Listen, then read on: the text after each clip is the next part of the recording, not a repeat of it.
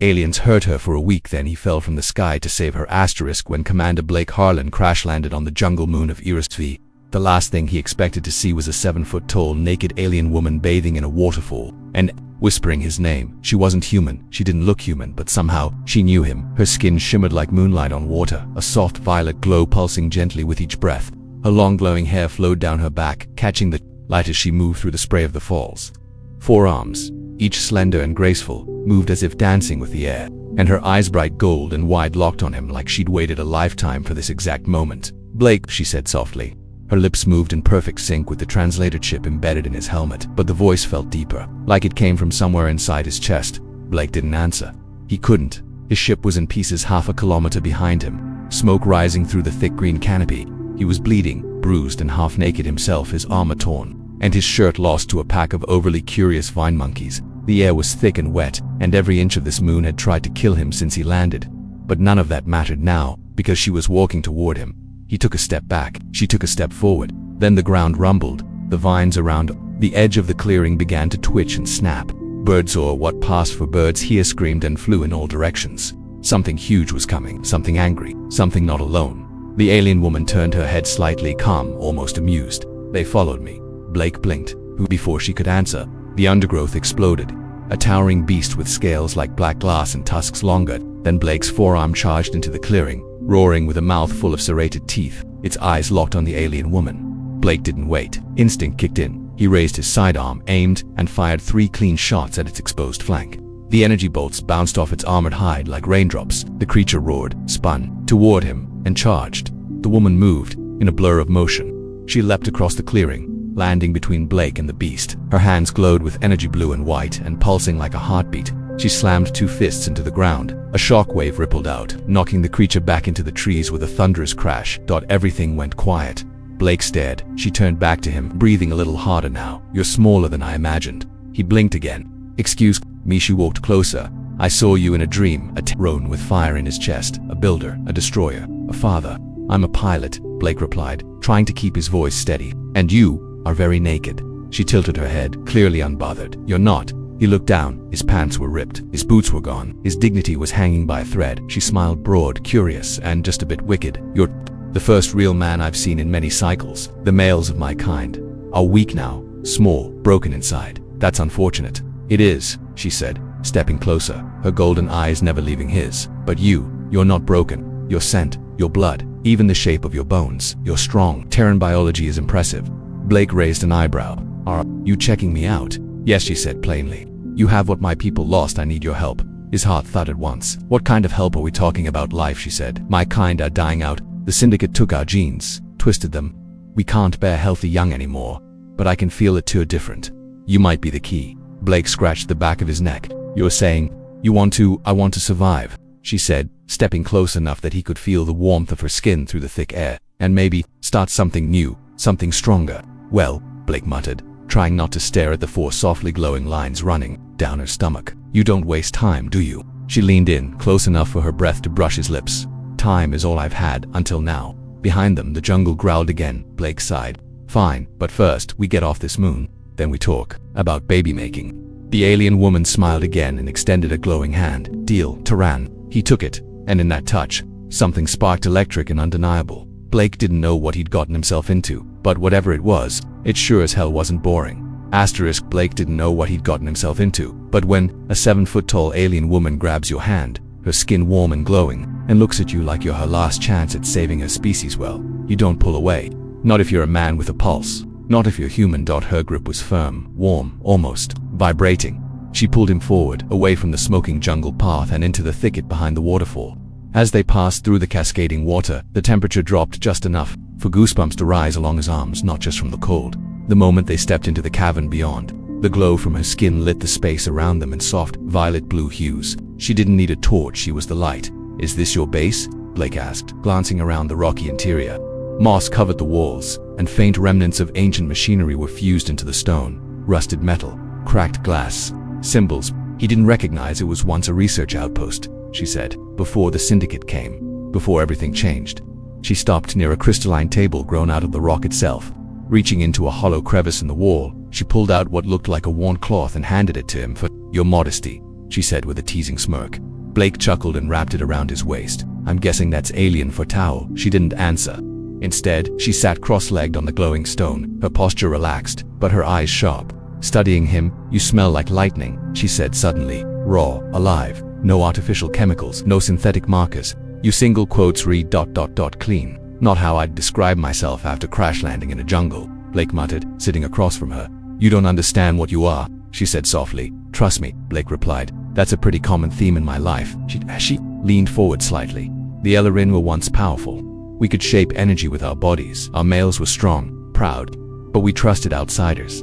The Syndicate offered medicine, technology, then they took samples, changed us, made our men sterile gradually, quietly our females diminished. Her voice didn't shake, it didn't need to. The pain was in her eyes. I was born in hiding. I've never seen one of our cities, I've only heard stories. My people are scattered. Some still survive in deep space, but none have birthed a child in over 20 cycles. Blake stayed quiet for a long moment. And then you dreamed of me, he asked. She nodded 3 times, always near the waterfall. Always you, always ... This moment. I've been told I make a strong first impression, he said dryly. Her lips curved. You're more than I expected. I get that a lot, usually after dinner. That made her laugh. A genuine warm laugh that echoed through the cave and bounced off the crystal walls. She had a musical quality in her voice that made it impossible not to smile. I'm guessing this dream of yours didn't include the part where I crashed my ship into a tree and almost died. No, she said, tilting her head. But the bleeding part ... Yes. Blake raised an eyebrow. Wait, what? She crawled closer, her fingers glowing gently again. She pressed a palm to his side, where one of the burns from the wreck was still raw. Her touch was cool at first, then warm, then hot. In seconds, the pain faded. He watched in awe as the wound knitted itself shut under her hand. That is incredibly useful, Blake muttered. Also mildly erotic. It is called merging, she said softly. A bonding ritual, not just physical healing. Energy alignment. That's good, Blake said, because I'm gonna need more alignment after all this. She looked into his eyes, suddenly serious again. You're joking to hide your fear, he shrugged. I'm human. We cope with sarcasm and caffeine. Then I will learn both, she said, if we are to survive.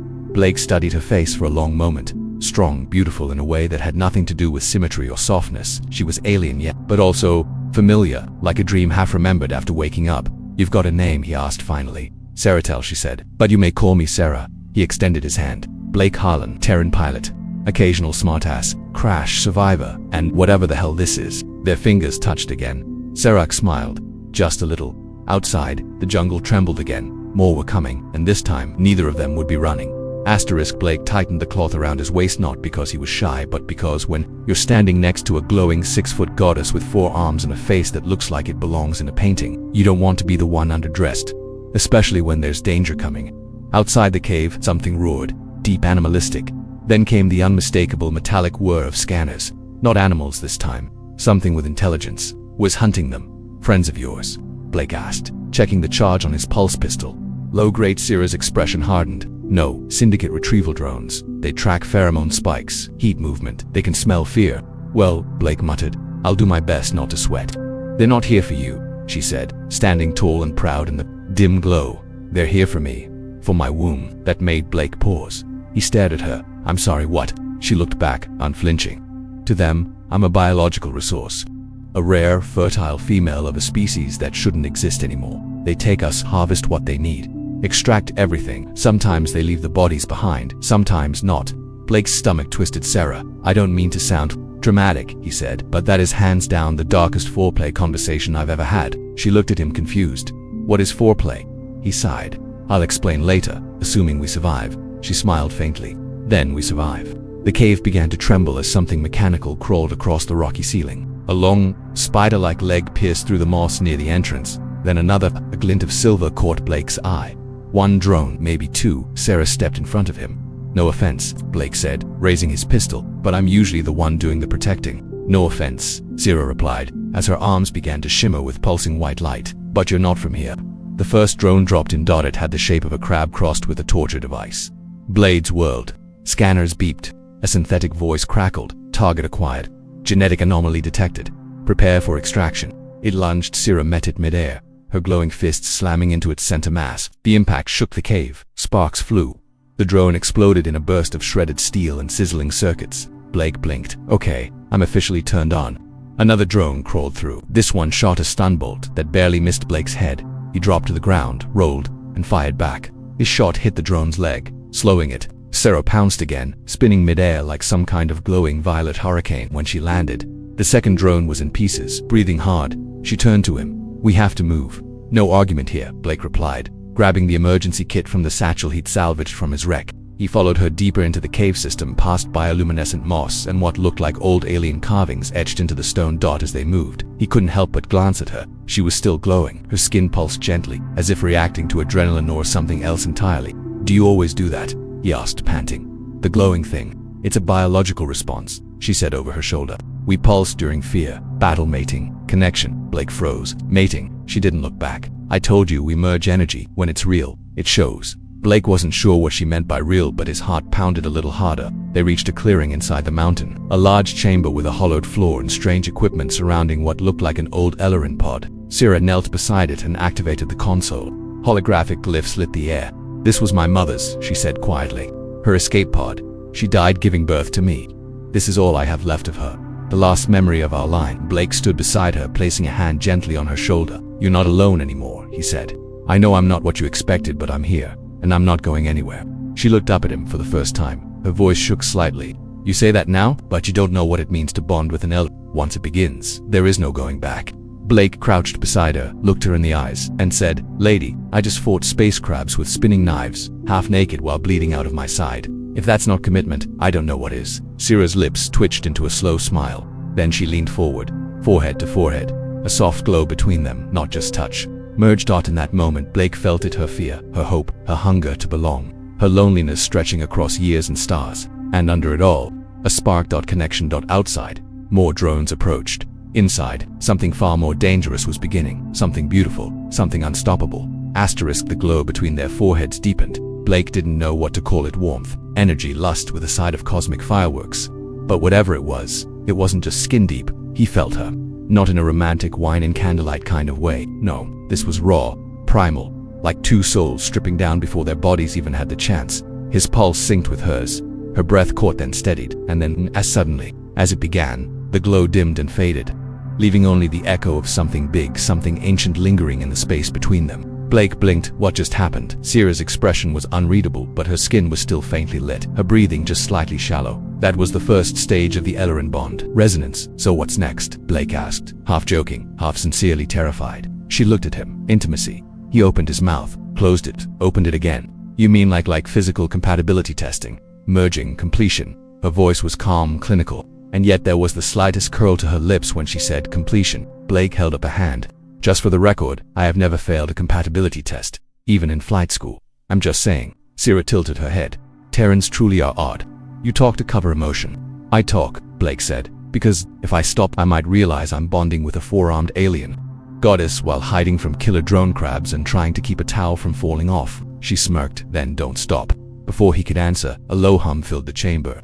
The ancient pod behind them powered up, casting new glyphs into the air. Sarah stood, her glowing fingers dancing across the controls. "Their jamming comes," she said, "but I can use the pod systems to amplify your emergency beacon. Maybe someone in orbit will hear it." Blake stepped up beside her, still trying to focus on anything other than the way her lower arms rested casually against her hips while her upper hands danced across the screen like some alien symphony conductor. "Wait," he said suddenly, pointing at the glyphs. "That one, I've seen that before. That's not just Ellerin tech. That's Terran hybrid code, old stuff from the Gen Splice Wars." Sarah looked at him, eyes wide. "You recognize it?" "I studied it at Luna Base. This symbol means evolution through merging." She stared at him like he'd just grown a fifth limb. "That's what the prophecy said. That a being would come from the stars, carrying the lost code. A Terran, whose body would awaken what was dormant in us." Blake raised an eyebrow. "Are you saying I'm in some kind of alien baby prophecy? You're not just compatible," she said. "You're designed for this." Blake ran a hand through his hair. "Okay, you had me at goddess bath and cosmic sex, but now you're telling me I'm what, some kind of fertility savior?" "I'm telling you," Sarah said, stepping close, "that if we bond completely, it won't just save my people. It will evolve both of ours." Outside, the jungle howled again. More drones. Closer this time. Blake's beeped. A weak signal burst through the static. One word: incoming. Sarah turned toward the tunnel entrance. "Your people found us." "No," Blake said, voice tightening. "That was a syndicate warning. Their reinforcements just landed." Sarah reached for a crystalline weapon embedded in the wall, handed it to Blake. "Then we don't have much time to fight or to bond." She looked over her shoulder, one brow raised. Both. He grinned, despite the fear curling in his gut. Now that's a mission briefing I can get behind. They ran through winding tunnels lit by bioluminescent roots, past ancient altars that whispered in languages older than spaceflight until they reached an open ridge overlooking the jungle basin below. And there, rising from the trees like a metallic nightmare, was a syndicate dropship, legs unfolding, weapons priming, drones pouring out like ants from a hive. Blake's fingers twitched around the alien weapon. "We can't outrun that." "No," Sarah said, her eyes glowing again. "But we can finish what we started." Blake turned to her. "Now," she nodded. "Now," and as the sky lit with red beams and the jungle erupted in screams, two bodies stepped into each other's arms, not for survival, not for war, but for creation. And deep within their bond, something ancient stirred. Something more dangerous than any drone. Hope. The jungle lit up like a war zone. Blake and Sarah stood on the ridge, half-shadowed by curling vines and glowing moss, as the syndicate ship opened fire. Red plasma bolts streaked through the sky, carving molten lines into the ancient stone. The jungle burned, trees exploding like firecrackers soaked in sap. Drones swarmed out of the dropship, black, twitching things with too many eyes and not enough personality. But Blake didn't flinch. Because in that moment, he wasn't just a man anymore. Not just a pilot or a crash survivor. He was part of something, linked to someone.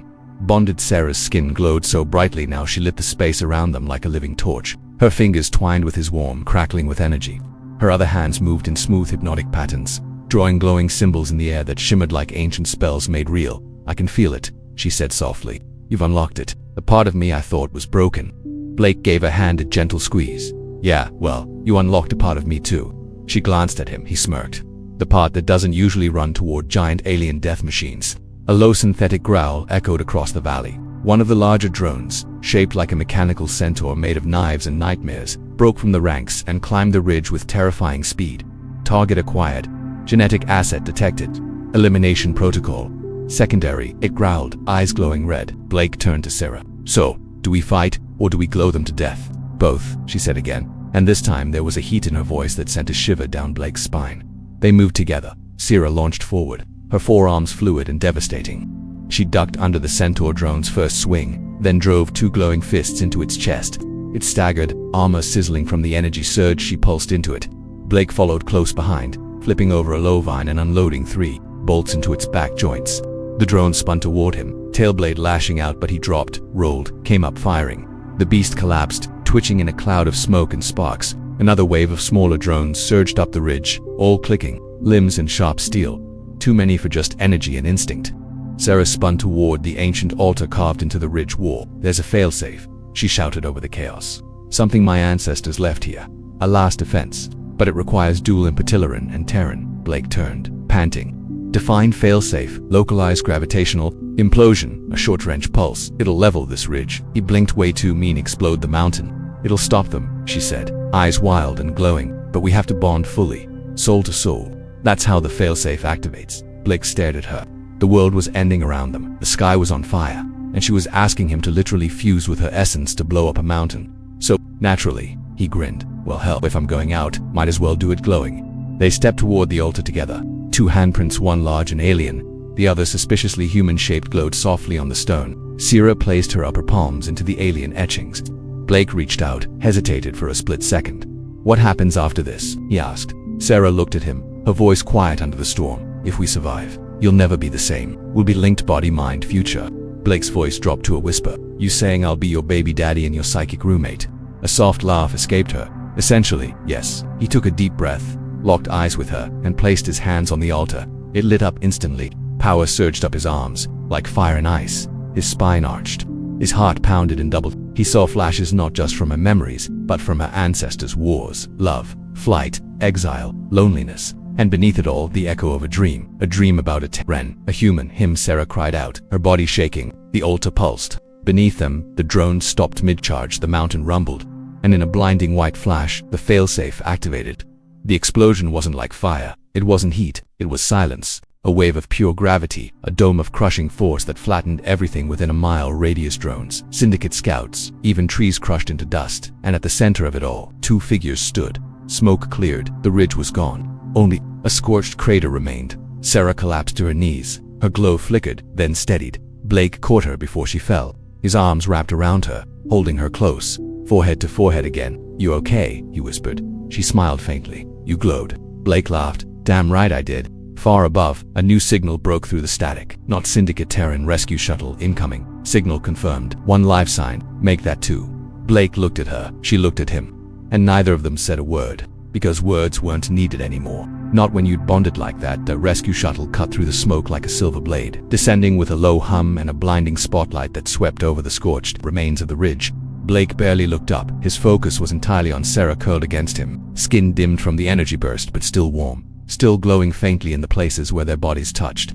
Her breathing was slow, steady, the kind of breathing that said I lived. He brushed a strand of glowing hair from her cheek and smiled. Next time, maybe we try diplomacy before gravitational implosion. Sarah's lips twitched. Diplomacy doesn't usually involve full-body merging and weaponized orgasms. Blake blinked. Was that what that was? Her smile widened just slightly, more or less. The shuttle landed with a hiss of compressed air. The ramp lowered, and 2 armored Terran medics stepped out, rifles slung, visors gleaming. Commander Harlan, one of them barked. You're supposed to be dead. Blake stood slowly, still holding Sarah against his side. Yeah, well, you know me. I like to disappoint expectations. The medic's visor flicked toward Sarah. He froze. What the hell is that? Blake narrowed his eyes. That is Siratel of the Ellerin. She just saved your ass from a Syndicate bioharvest party. You'll show some damn respect. The medic glanced at his partner, then nodded stiffly. Understood. We have room for both of you. Let's move. They boarded the shuttle together.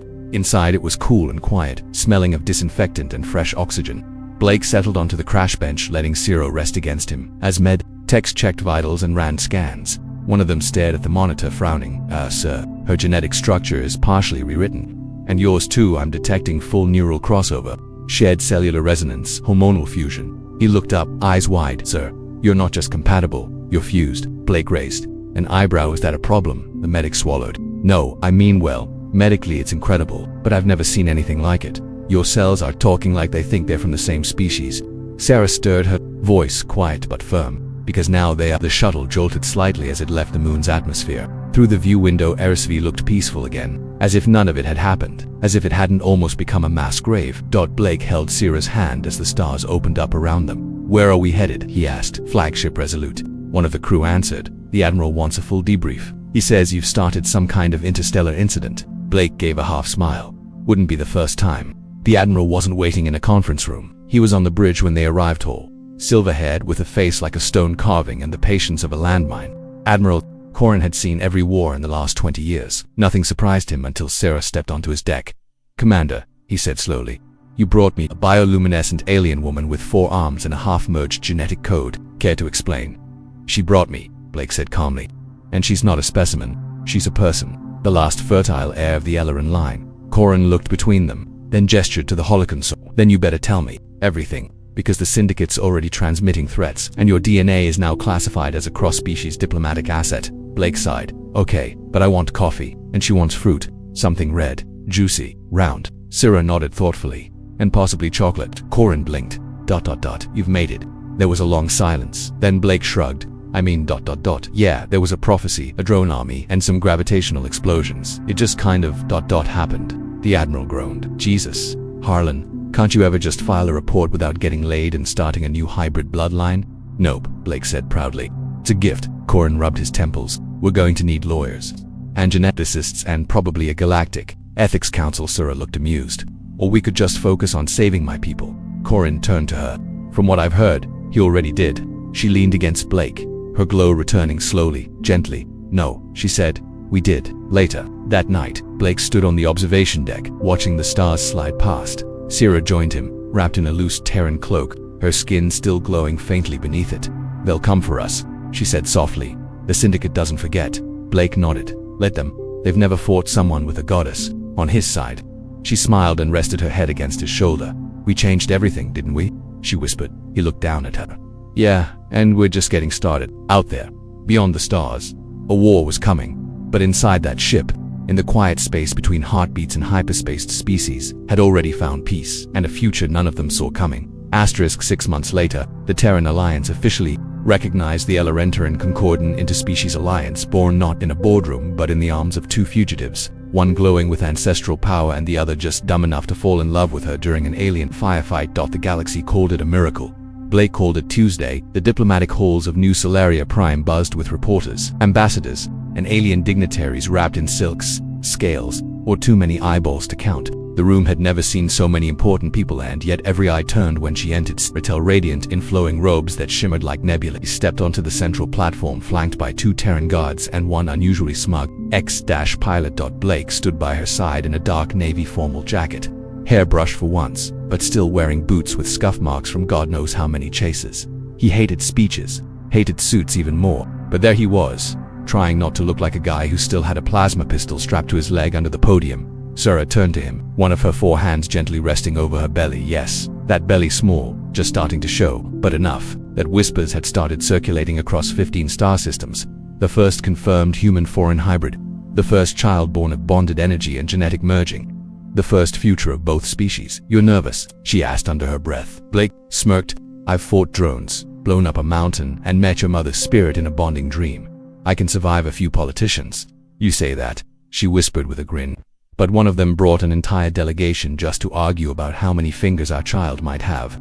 I say we go with 6, 3 per glove, easier to dress M." Sarah laughed, a soft, musical sound that still made Blake's heart skip like a faulty reactor coil. The lights dimmed, the crowd fell silent, and Admiral Corin took the stage, clearing his throat with the gravity of a man who's seen history written in blood and sweat and now had to watch it written in romance.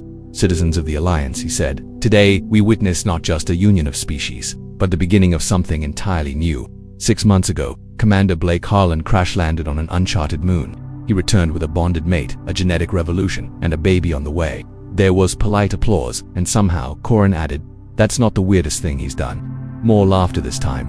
Blake gave a little bow, hand over heart. "I aim to surprise." Sarah stepped forward then, glowing more brightly than ever, not just because of her biology but because she finally wasn't alone. "My people lost everything," she said, her voice clear and strong. "Our future, our fertility, our hope. But Blake, this stubborn, reckless human, gave us a second chance, not with weapons, not with treaties, but with connection. With something older than any government." She paused, hand resting again on her belly. "With love." The room fell completely silent, and for once, no one doubted it. Afterward, under a starlit dome with twin moons rising over the silver skyline, Blake and Sarah walked hand in hand through the garden of the Concord Embassy. She stopped by a flowering tree with petals that glowed faintly under the moonlight. "My people used to bond under trees like this, in the old ways." Blake looked around.